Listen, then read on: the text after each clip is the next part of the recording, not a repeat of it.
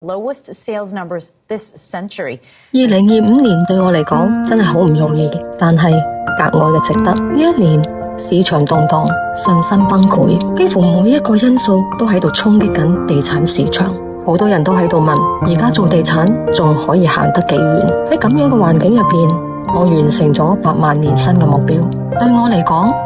呢個唔單止係成績單，更係一份又一份被託付嘅期待，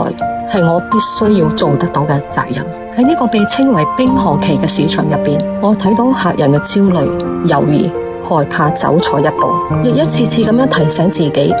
越係呢種時候，越唔可以鬆懈，因為我知道每一個決定背後都係一個家庭嘅未來。呢一年我無比嘅感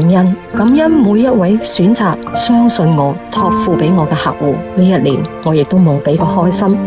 我嘅1對1陪跑計劃能夠陪伴同埋見證一個又一個學員嘅成功。呢一年我不斷嘅學習更新認知，走入去唔同嘅國家、唔同嘅市場，向成功嘅人請教，只係為咗喺關鍵嘅時刻能夠更好咁樣幫助客人同埋學員，能夠俾出更加穩、更加專業嘅判斷同埋解決方案。因為我始終相信，真正嘅專業